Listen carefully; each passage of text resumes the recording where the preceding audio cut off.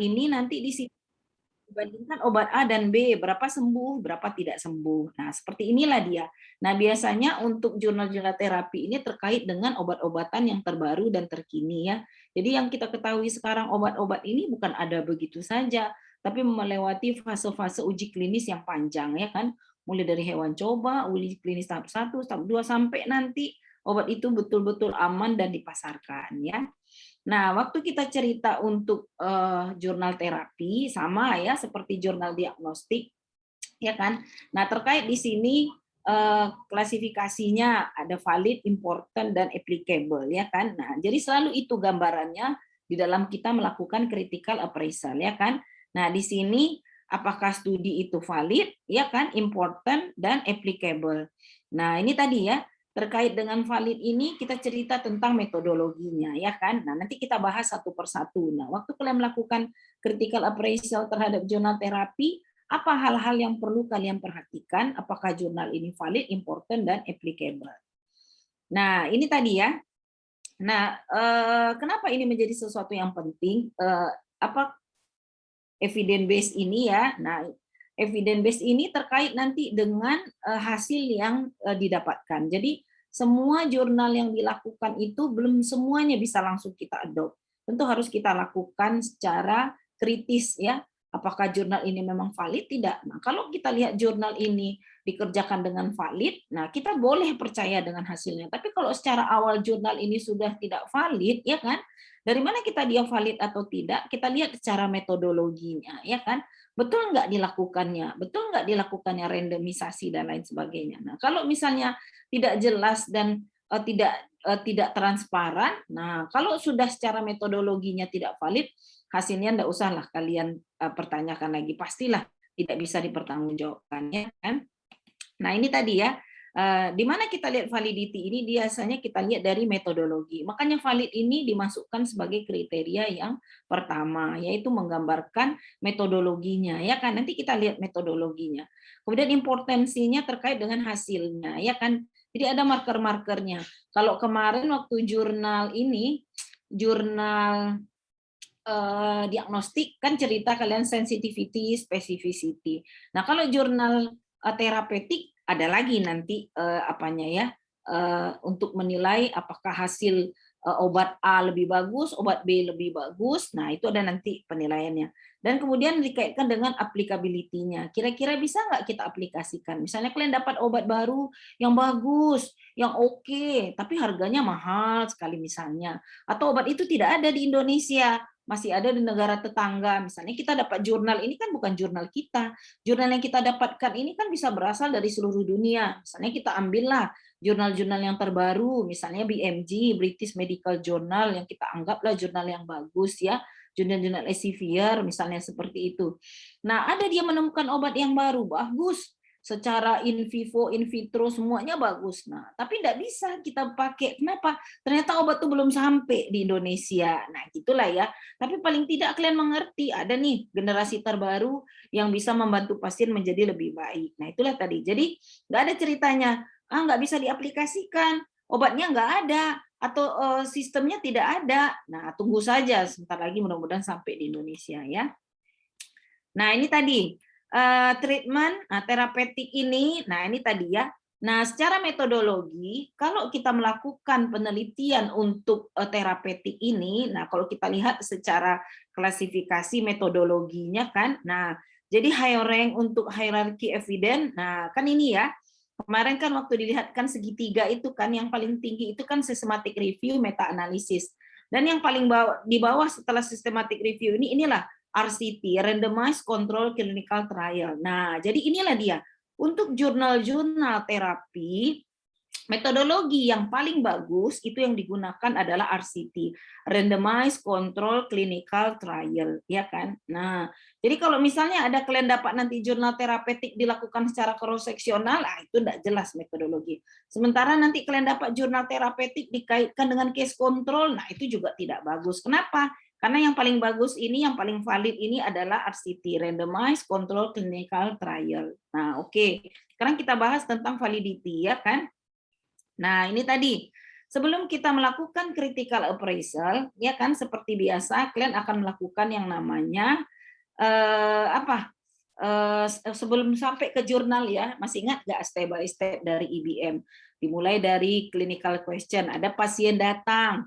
Nah, pasien datang ini terkait dengan foreground question. Jangan nanti background question. Kalau background question, kalian boleh lihat textbook, ya kan? Bagaimana patofisiologi, patogenesa, gejala klinis. Nah, itu boleh kalian pakai textbook. Tapi terkait dengan terapeutik, kemudian terkait dengan ketahanan hidup, terkait dengan apalagi efek samping, terkait dengan apalagi prognosis. Nah, itu tak bisa lagi kita lihat dari textbook. Nah, itu harus dari jurnal-jurnal. Kenapa? Kalau textbook itu mungkin dicetak yang kalian punya sekarang ini, textbook yang kalian baca ini mungkin itu dicetak 10 tahun yang lalu. Bisa juga warisan dari orang tua kalian ya kan, udah kuning-kuning buku Ganong Gaiten ya kan di baca. Nah, itu tetap bisa dibaca kalau terkait dengan background question. Tapi terkait dengan terapeutik, prognosis, ketahanan hidup, HAM, terus kemudian efek samping, efek tidak enak. Nah, itu tidak bisa kita lakukan dengan menggunakan dengan menggunakan textbook, tapi dengan jurnal-jurnal penelitian yang terbaru ya. Nah, ini tadi ingat kembali ya kan. Nah, kalian kan sering lupa. Mahasiswa kedokteran itu suka lupa. Yang dipelajari sekarang semester lalu udah lupa ya kan. Nah, sambil kan recall kembali apa yang sudah kalian pelajari. Ada PICO ya kan. Oh, bukan semester yang lalu ya. Kayaknya semester ini ya kemarin ya. Entah semester lalu saya pun lupa. Karena kalian ini generasi yang baru ini. Karena kurikulumnya baru ya. Yang terakhir kemarin itu semester 7 lah.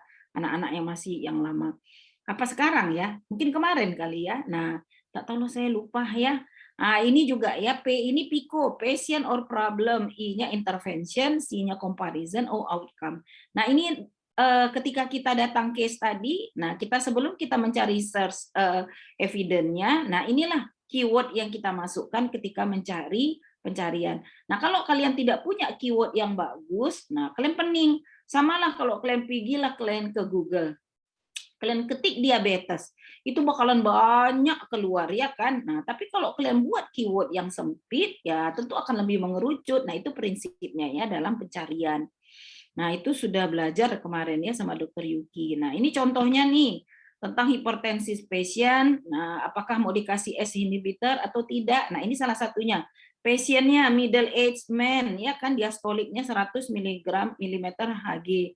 Interventionnya S inhibitor. Comparisonnya diberikan diuretik. Outcome-nya apa? Mencegah terjadinya penyakit jantung, stroke, dan kerusakan-kerusakan organ lainnya.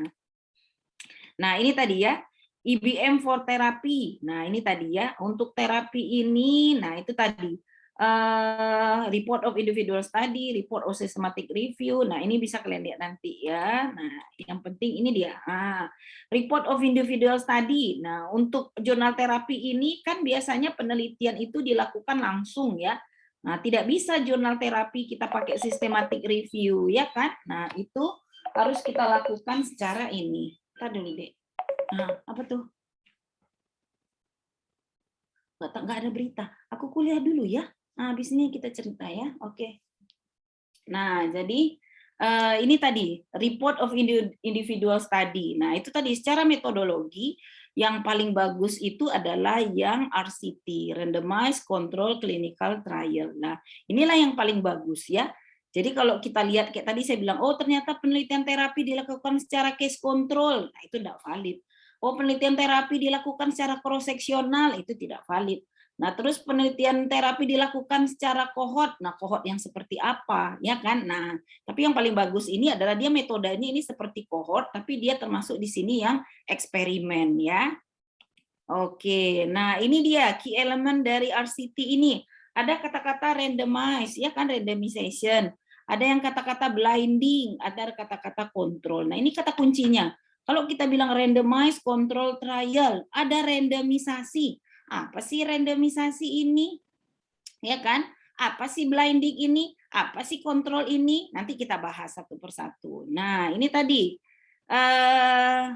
Nah itu tadi ya berdasarkan apa tadi worksheet ya kan. Nah untuk penelitian yang valid apakah penelitian ini valid, ya kan, important atau applicable. Nah, untuk validasi ada pertanyaannya. Nah, untuk pertanyaan valid ini ada 2 kriteria namanya, ya kan. Ada primary guides, ada secondary guides, ya.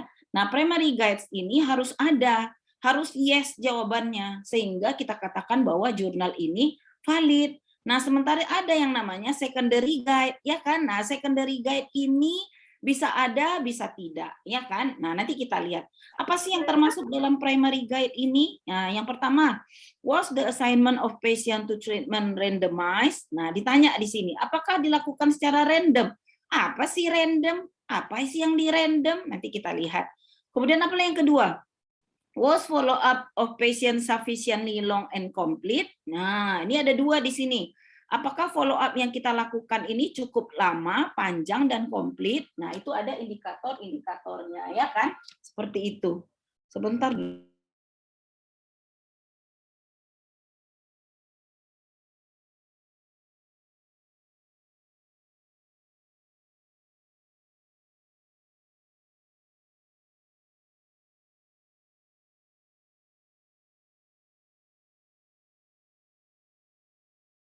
Ya. Nah, yang pertama kita bahaslah ini tentang randomize ini, ya.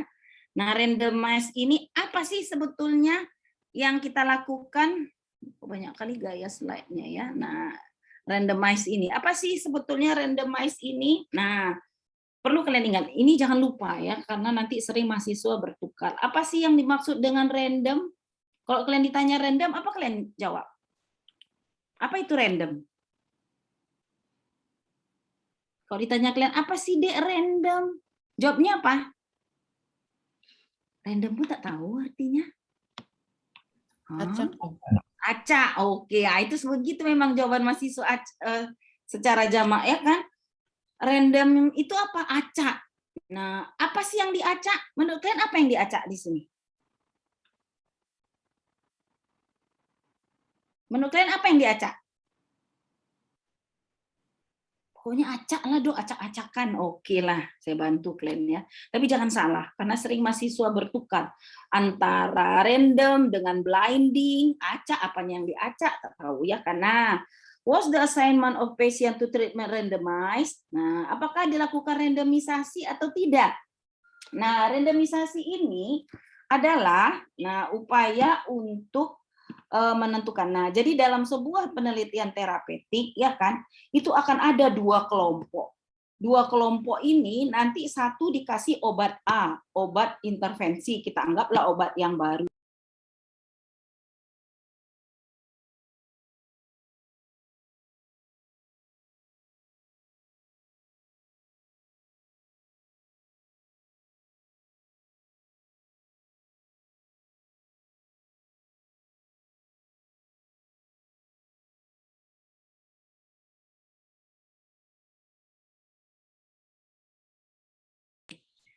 Nah, oke ya. Nah, jadi di dalam penelitian terapeutik, nah kita biasanya akan menguji coba obat yang baru terkait dengan obat yang sudah ada. Jadi biasanya gini ya, makanya kita tuh punya obat baru, generasi baru, generasi baru, generasi baru. Kenapa? Karena itulah penelitian itu ini ya selalu diperbaharui, selalu diperbaiki. Nah, kayak generasi cefalosporin, ada generasi 1, generasi 2, generasi 3, terus sekarang juga obat-obat apalagi antimikroba yang lain. Nah, itu seperti itu. Nah, jadi di dalam sebuah penelitian terapeutik kita itu akan punya 2 kelompok nanti, ya kan? Satu dikasih obat A yang baru, satu dikasih obat B kontrol, yaitu obat yang sudah ada. Nah, yang dimaksud dengan randomisasi adalah penentuan secara random atau acak siapa yang akan menjadi kelompok A, siapa yang akan menjadi kelompok B. Bisa dipahami? Jadi randomisasi atau upaya random yang dilakukan adalah untuk menentukan siapa yang akan menjadi kelompok A atau kelompok obat baru dan siapa yang akan menjadi kelompok B, obat yang lama. Kenapa? Nah, kalau kita nih manusia ya, kita kalau manusia pasti kita subjektivitas kita banyak. Kalau saya ditanya, saya suka mahasiswa yang pintar, saya suka mahasiswa yang rajin, saya suka mahasiswa yang baik budi, saya suka mahasiswa yang sopan. Nah, bagaimana? Nah, saya nggak suka, saya bilang gitu ya kan. Jadi saya pilihin ini, yang itu saja yang saya suka. Nah, sementara mungkin di antara yang saya suka itu ada nanti apa ya, variasi yang tidak terwakili. Nah, misalnya ternyata di yang saya suka ini lebih banyak perempuannya, laki-lakinya sedikit. Ternyata yang saya suka ini lebih banyak yang tinggi, misalnya ya kan, seperti itu misalnya. Nah, artinya itulah upaya kita supaya kita lebih ini tadi equal chance, ya kan?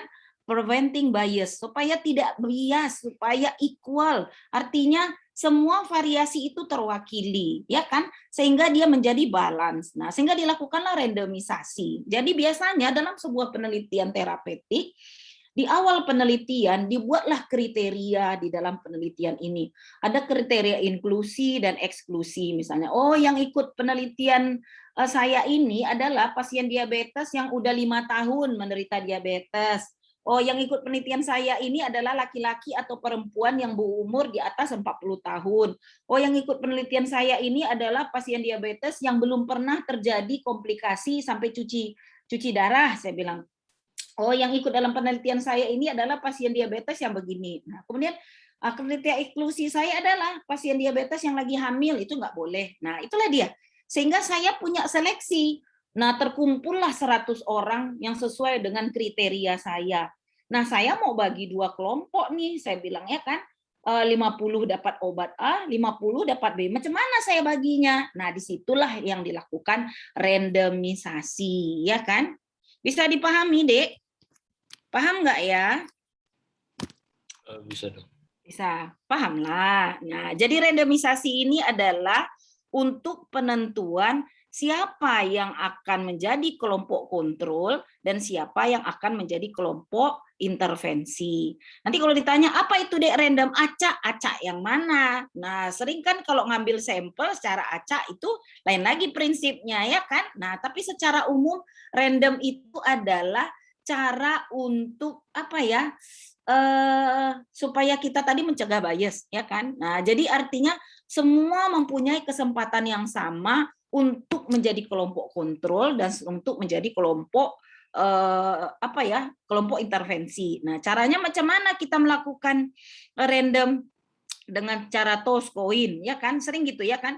Kamu pilih apa? Saya pilih gambar. Kamu pilih apa? Saya pilih angka. Nah, macam mana? Ya kan caranya? Nah, seperti itu ya. Nah, itu random artinya ketika kita melakukan itu semuanya mempunyai kesempatan. Bisa keluar gambar, bisa keluar angka. Nah, nanti disitulah yang menentukan ketika jatuh koinnya, ya kan? Nah, itulah cara random. Terus sering juga kalian random macam mana? Bagi-bagi learning issue. Ada 10 learning issue, kita 10 orang. Kalau ditanya, saya learning ini satu. Kenapa learning issue satu? Definisi biasanya ya kan. Oh, yang gampang itu definisi ya kan. Nah, kalau ditanya semua, semuanya mau. Oke, kita random. Kalian buatlah kertas, kalian gulung-gulung, acak, ambil. Nah, ketahuanlah di situ. Nah, itu adalah salah satu upaya untuk mengacak sehingga semua mempunyai kesempatan yang sama, ya kan? Bagaimana cara kita mengacak? Bisa dengan cara koin atau dengan simple randomization itu tadi ya, dengan table kah atau dengan kertas kah. Nah, tapi kalau cuma 10 orang boleh kita pakai kertas, sama kayak kami mama-mama arisan ya. Siapa yang narik bulan ini? Dimasukkanlah nama-nama di dalam kotak ya, di ujang-ujang dikeluarkan, diambil satu. Oh, si A dapat ini, misalnya yang narik hari ini. Nah, itulah salah satu random. Tapi kalau 10 orang masih bisa kita. Tapi kalau 100 orang sampelmu, mau berapa lama kalian mau gulung kertas ya kan? Nah, dipakailah dengan cara computerized. Nanti waktu kalian praktikum SPSS kita cobakan bagaimana kita cara merandom secara computerized ya kan? Nah, inilah dia. Jadi jangan lupa, randomisasi yang dilakukan adalah untuk penentuan siapa yang akan menjadi kelompok kontrol dan siapa yang akan menjadi kelompok intervensi. Nah, biasanya kelompok intervensi ini adalah terkait dengan obat-obat yang baru. Kelompok kontrol ini terkait dengan standar yang sudah ada. Oke, sampai sini bisa dipahami? Kenapa Dewi Masita Darlan jadinya laki-laki? Oh, ini akunnya Ibu Dewi Masita Darlan. Tapi tampilannya laki-laki. Kamu kok Akun dari Meo, Dok. Tiba-tiba kamu sudah menjadi dewi masih tanda lah. Oke lah ya. Nah, jadi itu tadi randomisasi. Randomisasi untuk penentuan siapa yang akan menjadi kelompok kontrol, siapa yang akan menjadi kelompok ini. Jadi ada equal. Nah, sebelumnya tadi tentu sudah dilakukan seleksi ya kan, siapa yang akan ikut, apa kriterianya, apa kriteria penerimaan, apa kriteria penolakan. Oke, mudah-mudahan bisa dipahami. Nah, kemudian yang kedua, was to follow up patient sufficiently long and complete. Nah, di sini ada dua maknanya. Long itu follow up kita itu panjang nggak ya? Ya kan? Terus komplit nggak ya? Jangan salah. Nah, long ini macam mana? Kapan kita katakan dia long? Ya kan? Nah, ini nggak bisa kita bilang kita samakan. Oh, kalau follow up-nya setahun, long lah dia. Oh, kalau follow up-nya sebulan, long lah dia. Oh, kalau follow up-nya 5 tahun, long lah dia. Nah, itu tergantung spektrum penyakitnya. Kalau kalian teliti misalnya penyakit-penyakit akut, infeksi, misalnya kalian terkait dengan infeksi saluran kemih, pengobatan antibiotik yang kalian nilai itu misalnya gejala klinisnya atau yang kalian nilai itu adalah hasil kulturnya, apakah setahun? Enggak lah, ISK paling hebat 2 minggu udah baik ya kan, pakai antibiotik seperti itu ya kan, atau seminggu sudah kurang gejalanya. Tapi kalau kalian meneliti penyakit hipertensi, apakah cukup seminggu? Enggak bisa, minimal setahun misalnya. Atau kalian meneliti tentang obat-obat kanker ya kan, nah enggak bisa kalian menelitinya cuma sebulan, tapi kalau kanker itu ya tahunan ya kan. Kenapa? Karena kan nanti kita lihat bagaimana perjalanan penyakitnya. Nah, jadi itu tadi longnya itu disesuaikan dengan ini. Terus ada juga yang bilang long itu dikatakan long apabila setelah penelitian lebih dari separuh sampelnya itu masih ada katanya ya kan. Nah, jadi itu bisa juga dipakai. Tapi kalau menurut saya bisa juga tergantung spektrum penyakitnya. Nah, terus kemudian ada lagi kata-kata komplit. Nah, komplit ini dari mana kita lihat? Yaitu loss to follow up. Jadi kalau loss to follow up-nya lebih dari 20%, itu kita katakan tidak komplit, ya kan? Nah, tapi kalau kurang dari 20%, nah itulah yang kita katakan dia komplit. Apa yang maksud dengan 20%? Misalnya nih, kita kan udah punya 100 tadi ya. Waktu kita randomisasi ada 50, ada 50. Kita uji cobalah obat A dan obat B. Obat A dan obat B ini kita uji coba selama 2 minggu, ya kan? Nah, kita pastikan pasiennya makan obat, makan obat, makan obat. Nah, setelah 2 minggu, nah kita bisa lihat nih pasien kita ini. Oh, ternyata yang tetap melanjutkan pengobatan ini dari kelompok A tinggal berapa? 48 orang. Dari kelompok B tinggal berapa? 45 orang. Berarti ada berapa orang tuh yang hilang? 7 orang. 7 orang ini kira-kira 20% atau tidak? Sampai nggak 20%? Sampai nggak ya? Nah, itu tidak sampai lah 20%, berarti kita katakan komplit. Nah, tapi kalau misalnya nih, dari 50 ini tinggallah 25, dari 50 ini tinggallah 20. Berapa itu banyak jumlahnya? 20 tambah 25. 55 bagi berapa? Nah, lebih dari 20% itu kita katakan tidak komplit. Nah, kenapa ini dimasukkan dalam kriteria primer? Kenapa? Karena ini sangat penting. Kalian bayangkanlah, yang ikut 100, yang tinggal cuma 50. 50 lagi apa cerita? Sembuh dia atau tidak? Atau macam mana? Nah, itulah tadi. Makanya kalau dia kurang dari 20%, kita katakan dia tidak komplit. Tapi kalau dia lebih dari 20% setelah selesai penelitian yang kita analisis nanti, nah itu kita katakan adalah komplit. Bisa dipahami? Paham nggak ya? Bisa paham, Dek? Bisa, Dok. Paham ya? Kalau nggak paham tanya, ya kan kalian kan gitu. Nanti semuanya aneh, nggak ada yang tahu. Karena nanti apa kita cobakan ya critical appraisal di ininya kita cobakan nanti di sana. Nah, terus apa lagi? Yang ketiga, tadi yang pertama randomisasi, yes atau no. Nanti kalian lihat di jurnal itu nanti akan dilihatnya bagaimana dia melakukan randomnya. Biasanya disertainya tabel randomisasinya, ya kan? Nah, yang kedua tadi komplit atau tidak, long and complete. Long atau tidak, komplit atau tidak. Dari mana kita lihat loss to follow up-nya? Jangan sampai yang pasien yang hilang yang tak terfollow ini lebih dari 20%.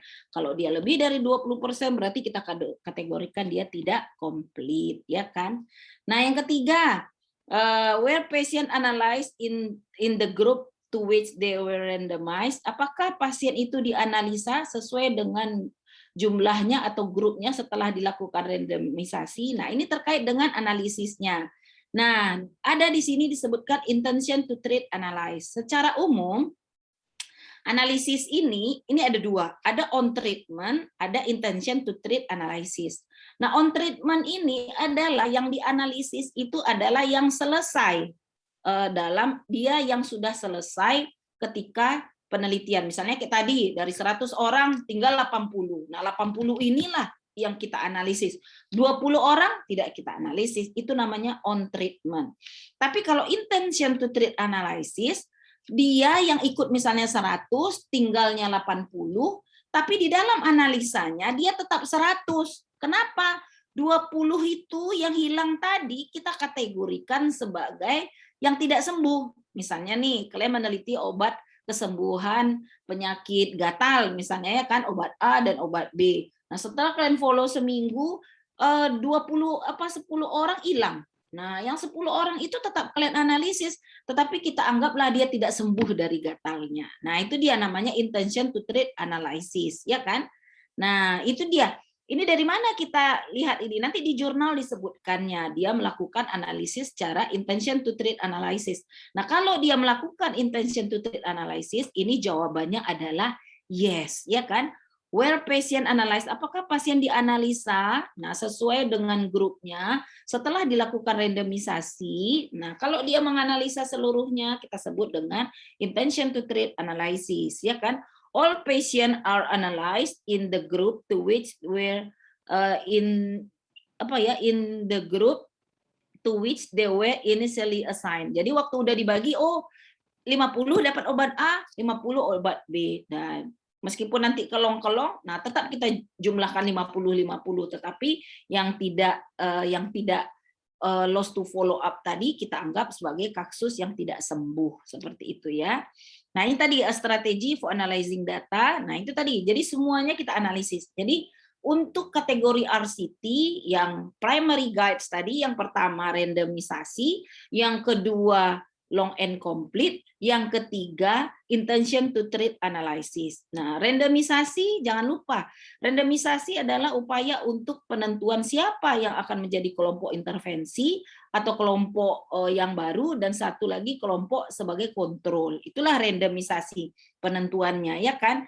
Nah, semua pasien ataupun objek penelitian kita mempunyai kesempatan yang sama untuk akan berada di kelompok A ataupun di kelompok B, ya kan?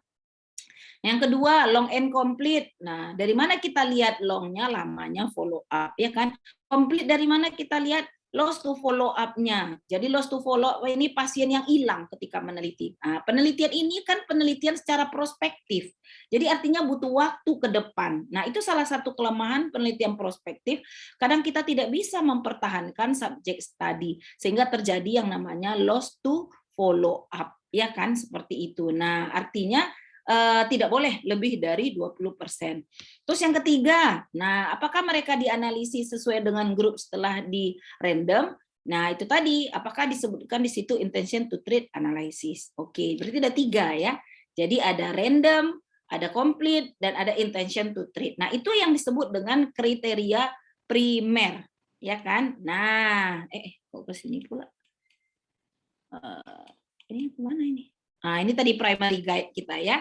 Random, long and complete. Nah, intention to treat analysis. Oke, kemudian kita masuk, kok lompatnya jauh kali. Nah, kemudian kita masuk yang secondary. Nah, secondary. Nah, secondary, kenapa dia dimasukkan secondary? Karena secondary ini bisa ya, bisa tidak. Ya kan? Yang pertama, apa cerita secondary ini? Where patient, health worker, and study personnel keep blind to the treatment. Nah, kemudian ini juga aside from the experimental intervention with the group treated equally. Nah, equal ini macam mana? Nanti kita lihat. Where the group similar at the start of the trial, apakah kedua grup similar, sama nggak di starting awal penelitian?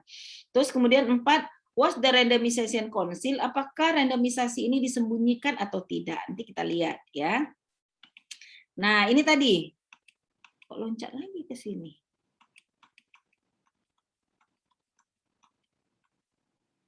Bisa pula loncat.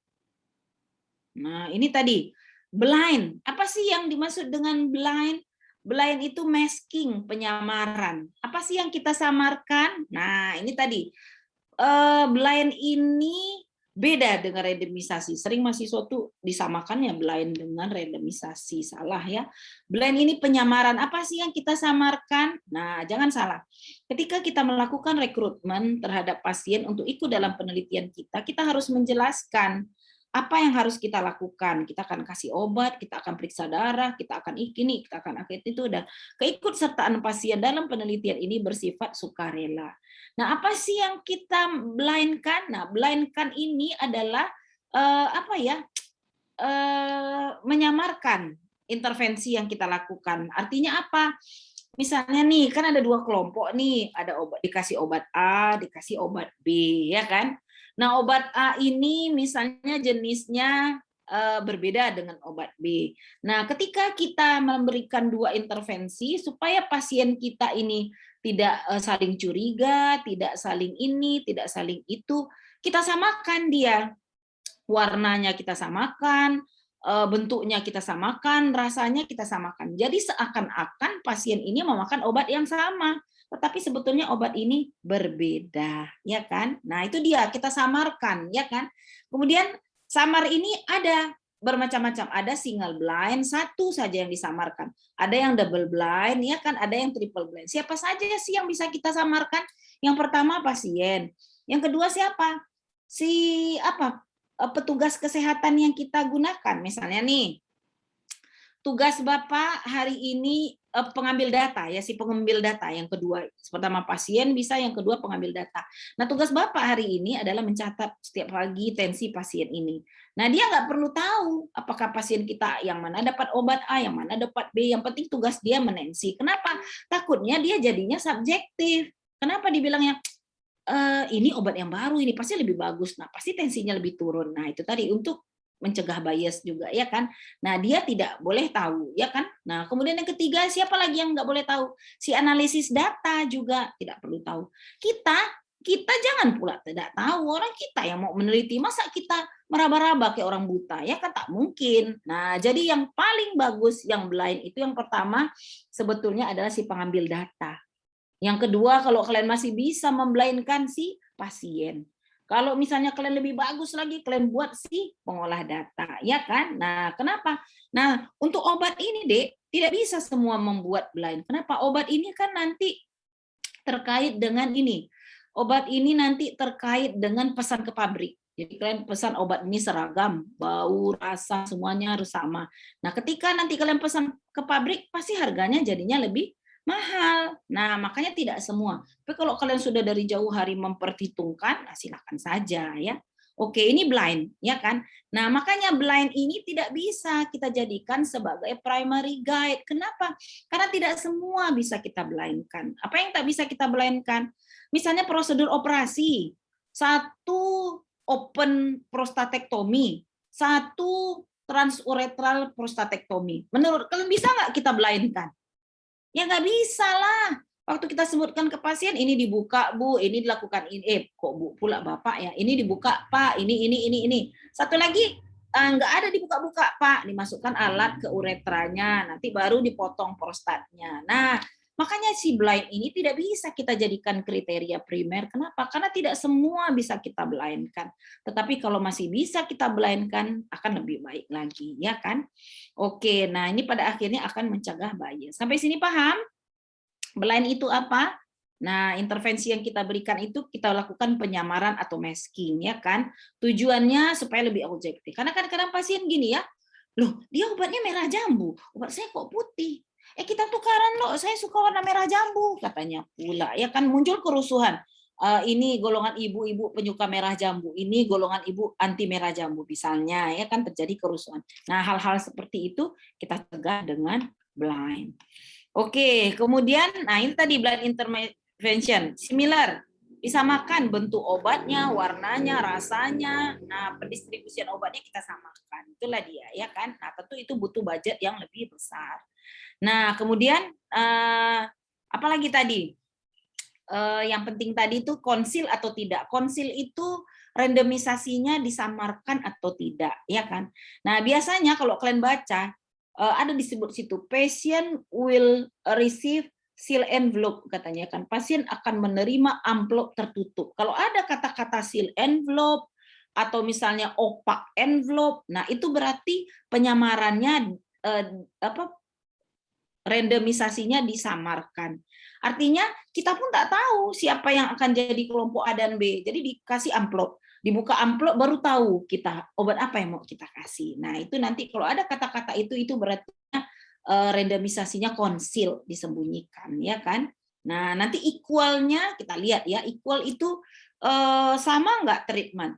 Misalnya kalian membandingkan 2 antibiotik, harusnya satu dikasih antibiotik, satu lagi dikasih antibiotik. Bagaimana kita katakan equal? Dengan dosis yang sesuai. Jangan pula kita anggap dosisnya harus sama 500, padahal secara farmakologinya dia tidak 500. Nah, tapi yang penting dia sama-sama antibiotik. Satu dikasih 500, satu dikasih 2,5. Kenapa? Karena memang dosisnya seperti itu, ya kan? Nah, kemudian kita masuk dengan hal importansi. Importansi ini untuk menilai what is the magnitude of the treatment, ya kan? Kemudian how precise. How precise ini terkait dengan confidence interval. Magnitude ini ada angka-angkanya ya.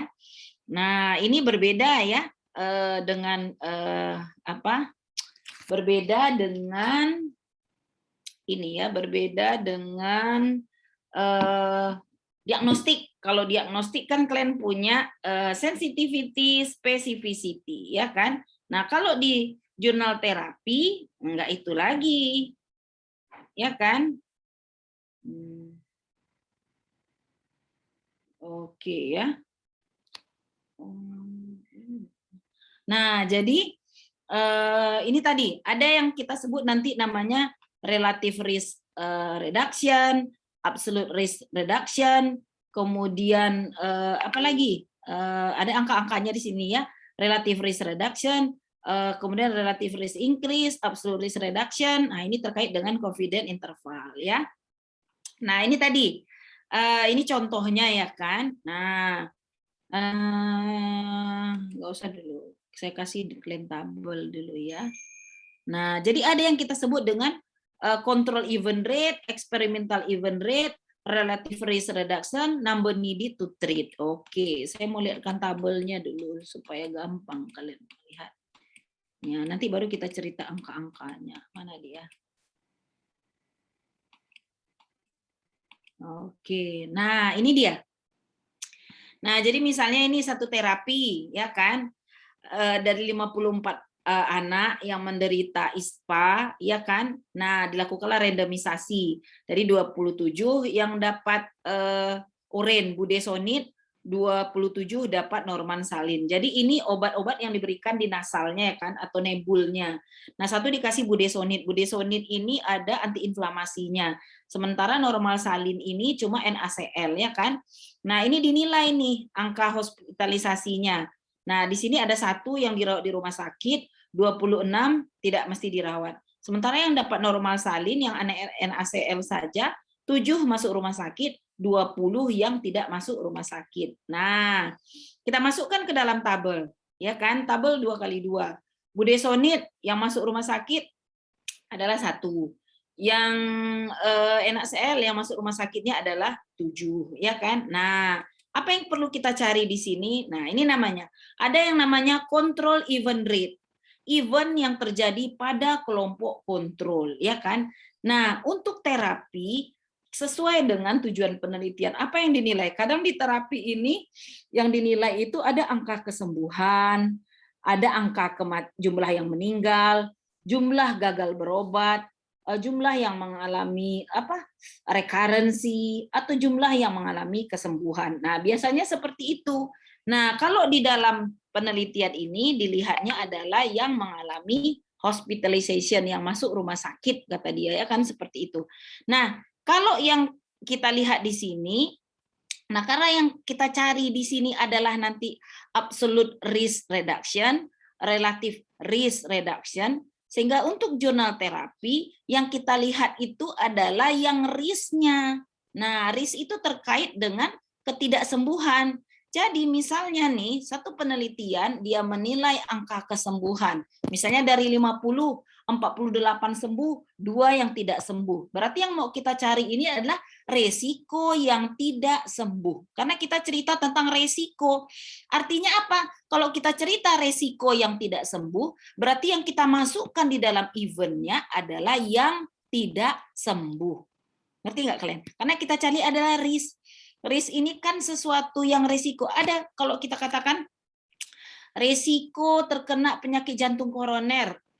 Nggak ada orang bilang resiko panjang umur. Nggak ada orang bilang resiko panjang umur, ya kan? Nah, kalau kita cerita resiko berarti kepada sesuatu yang tidak baik. Nah, dalam penilaian di dalam penelitian terapi ini kita kaitkan dengan resiko. Tentu yang kita ambil yang tidak baik, yang tidak sembuh, yang mengalami rekarensi. Nah, tergantung kepada tujuan penelitian dari jurnal tadi.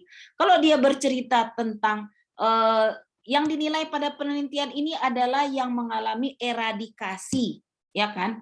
Misalnya dari 50, 40 mengalami eradikasi. Berarti yang resiko yang tidak mengalami eradikasi adalah yang 10. Nah, yang dinilai itu yang itunya. Nanti kita lihat ya sambil berjalan waktu kalian akan paham. Nah, misalnya Bu Desoni tadi, yang masuk rumah sakit 1 orang, yang tidak masuk rumah sakit 26. Nah, event yang kita nilai ini terkait dengan risiko tentu yang mengalami hospitalisasi, yang dirawat di rumah sakit. Jadi bagaimana? Nah, ini budesonid ini kan obat baru nih, ya kan kita anggaplah sebagai eksperimen kita. Sementara NaCl ini adalah kontrol kita, ya kan? Nah, pertama kita nilai kontrol event rate. Event yang terjadi pada kelompok kontrol. Yang mana kita ambil? Tentu yang mengalami resiko untuk dirawat di rumah sakit, yaitu 7/27. Itu adalah 0,26. Bagaimana dengan event experimental event rate, event yang terjadi pada kelompok eksperimen, yaitu yang mana yang kita ambil? Yaitu yang 1, ya kan? Nah, 1 kita bagi dengan ini dia ya, control event rate-nya ini event dibagi dengan seluruh sampelnya. Jadi 1 dibagi 27 dapatlah di sini 0,04. Nah, kemudian ada lagi yang nama angkanya relative risk reduction, yaitu control event rate dikurang experimental event rate dibagi dengan control event rate. Nah, inilah nilainya 85%. Kemudian ada lagi absolute risk reduction, yaitu ini tadi control event rate dikurang experimental event rate, dapatlah 0,22. Terus ada lagi number needed to treat, yaitu 1 dibagi ARR, dapatlah 5. Oke, kita terjemahkan ya. Saya untuk melihatkan dulu tabelnya ya. Balik kita ke tadi. Nah, apa sih control event rate itu? Nah, apa sih number needed to treat? Oke, kita lihat di sini ya. Supaya kalian nampak tabelnya. Oke. Mana tadi important? Oke, nah ini dia angka-angkanya ya, elemen importansi dari ini. Nanti saya kasih lah sama kalian slide-nya ini biar kalian baca. Oke, ini tadi ya yang pertama. Misalnya kita punya cerita nih, stroke yang terjadi, control event rate-nya, ya kan? Nah ini tadi relative risk reduction. Apa sih control event rate? Nah misalnya control event rate-nya untuk mencegah stroke yang kasus kita yang pertama tadi, ACE inhibitor atau tidak. Artinya event yang terjadi untuk mencegah stroke. Berarti kalau dia dikasih, ya inilah dia kan 5,7, experimental event-nya 4,3. Berapa relative risk reduction-nya? Nah, relative risk reduction-nya control event rate dikurang experimental event rate dibagi control event rate. Dapatlah 25%. Nah, apa sih artinya relative risk reduction ini? Nah, relative risk ini adalah resiko yang bisa kita hindarkan dengan pemakaian budesonid tadi untuk resiko masuk rumah sakit adalah sebesar 25%. Ini kecakap-cakapnya ya, yang cantik ya. Nah, ini tadi, ini rumusnya. Nah, ini dia. Apa itu relative risk reduction? Adalah jumlah persentasi resiko yang bisa dikurangi dengan pemberian treatment yang baru. Misalnya kayak tadi budesonid, ya kan? Sama normal salin. Nah, ternyata relative risk reduction-nya tadi 85%. Artinya resiko yang bisa kita hindarkan untuk anak masuk rumah sakit sebesar 85% dengan pemakaian budesonid, ya kan? Nah, ada lagi di sini. Nah, RR ini mengukur bagaimana treatment tadi bisa mengurangi resiko yang tidak kita inginkan. Terus ada lagi absolute risk reduction. Absolute ini beda resikonya, ya kan? Berapa resikonya antara dikasih dan tidak dikasih, ya kan? Oke. Nah, ini tadi ada nilai-nilainya. Nah, kalau resiko, kalau RRR tadi kan relative risk reduction, resiko yang bisa kita hindarkan. Nah, kalau kita dapat negatif, ya kan? Nah, itu tak baik. Artinya obat baru yang kita uji cobakan ternyata lebih jelek dari obat yang sebelumnya. Masa lebih jelek bisa meduham, malah lebih membahayakan ke pasien kita, ya kan? Nah, kalau dia RRR kita nilainya 0, berarti obat yang baru kita cobakan ini sama saja dengan obat yang lama. Artinya tak ada keunggulannya. Nah, tapi kalau kita dapat positifnya sampai 50%, nah ini artinya obat baru ini sangat bermanfaat. Dia bisa mengurangi risiko itu sebesar 50%. Artinya obat budesonid ini kan tadi dapat 85 ya. Artinya dia bisa mengurangi risiko itu sampai setengahnya untuk anak supaya tidak dirawat di rumah sakit. Artinya apa? Semakin besar nilai RRR, semakin baguslah obat yang akan kita pakai ini, ya kan? Nah, apalagi kalau sampai 50, wah dia bisa mengurangi 50% resikonya, ya kan? Seperti itu. Terus ada lagi di sini. Nah, ini tadi, the greater relative risk reduction is the more effective of therapy. Jadi semakin besar nilai RRR ini, semakin bagus dia, ya kan? Nah, itu tadi. Oke, nanti kalian baca. Keriting kalian, ya kan? Oke, nah kemudian ada lagi number needed to treat. Number needed to treat ini berapa orang pasien yang kita obati untuk menambah lagi satu angka kebaikan atau mengurangi satu angka keburukan. Artinya one additional good outcome or avoid one bad outcome. Artinya bukan sering mahasiswa salah gini. Berapa orang yang kita terapi supaya sembuh tidak? Nah, itu salah. Kalau NNT itu number needed to treat itu berapa orang yang kita terapi untuk menambah lagi satu angka kebaikan. Jadi berapa orang yang kita terapi supaya menambah satu lagi anak supaya tidak dirawat di rumah sakit. Nah, jadi number needed to treat ini tambah sedikit tambah bagus, ya kan? Nah, nilainya macam mana caranya? 1 dibagi ARR, ya kan? Kenapa tambah kecil tambah bagus? Kalian bayangkan. Kita terapi 10 orang untuk menambah lagi satu angka kebaikan. Kita terapi 20 orang untuk menambah satu lagi angka kebaikan. Yang mana yang lebih bagus? 10 atau 20 menurut kalian? 10 atau 20? Saya keriting dong, ya kan? Nah, tentu kalau number needed to treat itu tambah sedikit tambah bagus. Kita terapi 10 dapat 1. Kita terapi 20 dapat 1. Untung yang mana? Ya lebih untung yang 10 lah. Nah, itulah kalau hitung-hitungan kita belanja, ya kan? Nah, tambah kecil number needed to treat, tambah efektif lah obat itu. Nah, kita harus terapi 10 aja, kita menambah satu kebaikan. Kalau kita terapi 20 hanya menambah satu, tentu kita ingin memilih yang 10 yang mendapat satu lagi angka kebaikan, ya kan? Nah, ini tadi. Nah, misalnya kita dapat 72, kita butuh 72 orang kita terapi 5 tahun untuk menambah lagi orang untuk supaya tidak menderita stroke misalnya seperti itu. Nanti kalian baca lah ini biar nggak pusing ya. Nah, ini tadi. Nah, ini kayak budesonid tadi ceritanya ya kan. Nah, itu dia. Kita lanjut. Nah, ini dia, ya kan? Nah, RRR-nya berapa tadi? 85%. Berarti resiko yang bisa kita hindarkan dengan pemberian budesonid supaya anak tidak dirawat di rumah sakit adalah sebanyak 85% resiko yang kita hindarkan. Wah, besar sekali ya kan? Nah, menindiknya berapa? 5. Kalian bayangkan, 5 anak kita kasih budesonid menambah satu lagi angka kebaikan. Nah, tentu ini jadi lebih baik ya. Nah, ini tadi. Nah, ini dia angka-angkanya ya kan? Nah, itu tadi. Artinya apa? Nah, artinya ada beberapa angka di sini. Ada control event rate, Ada experimental event rate, ada relative risk reduction, ada absolute risk reduction, dan number needed to treat, ya kan? Nah, nanti kalian lihat lagi. NRR ini tambah besar, tambah bagus. NNT ini tambah kecil, tambah bagus. Nah, itu nanti ya, coba kalian buka. Nah, confidence interval ini kalau kita cari pakai CapMaker, kita akan sekalian dapat, ya kan?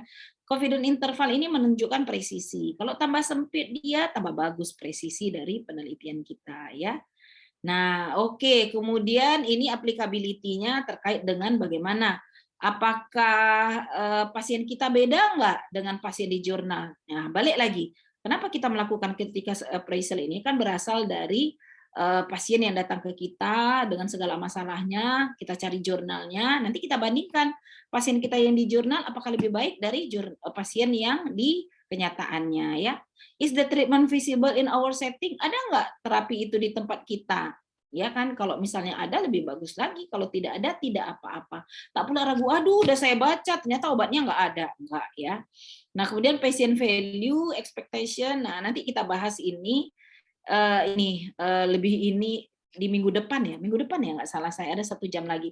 Nanti 1 jam lagi kita coba uji coba melakukan critical appraisal sambil pemantapan dari ininya worksheet-nya ya, aplikasi conclusion-nya. Nah, ini tadi ability. Jadi memang IBM ini penting. Jadi waktu kalian memutuskan nanti mengambil terapi, nanti kita pakai jurnal ya. Pengobatan ISK 3 hari atau 5 hari dengan penggunaan antibiotik, ya kan? Ternyata 3 dan 5 hari itu sama efektivitasnya. Kalau kita jadi pasien, kita jadi dokter, yang mana kita kasih pasien kita? Pastilah kita kasih yang 3 hari, obat tak lama kali pasien makan obat dan efektivitasnya sama. Nah, itulah tadi mungkin salah satu pengambilan keputusan yang kita manfaatkan kepada pasien ya. Oke, nah ini nanti saya tinggalkan kepada kalian. Nah, karena udah jam 11 ada kuliah yang lain lagi kan. Nah, nanti ada kuliah lagi. Setelah ini kosong. Setelah ini kosong, Dok. Oke. Lanjut jam 1, Dok. Tapi saya ini ada perlu. Saya kasihkan nanti bahannya ya. Kalian baca. Nah, minta sama siapa, Chandra ya. Tadi yang WA saya bukan. Kasian, Dok. Hasian ya. Hasian yang WA tadi ya. Nanti saya kasih Hasian, kalian baca. Minggu depan kalau bisa nanti saya kasih contoh jurnalnya ya sekalian Hasian. Nah, sama contoh appraisal. Nanti minggu depan kalian sudah baca dan kita melakukannya jadi lebih enak ya. Oke, saya rasa itu saja. Agak keriting sedikit, biasa gitu mahasiswa kalau udah hitung-hitungan agak keriting, nggak apa-apa, biar bangun dulu. Karena tadi tidur semuanya kan, tertutup jendela, ini udah bangun jadinya semuanya. Oke, saya rasa ini saja, karena saya ada perlu mesti menjemput anak. Saya kasih nanti bahannya Asian ya, kalau tak sempat saya ini, pulang saya menjemput anak, saya kasih ya. Oke, semoga bermanfaat. Selamat siang, Assalamualaikum warahmatullahi wabarakatuh. Waalaikumsalam.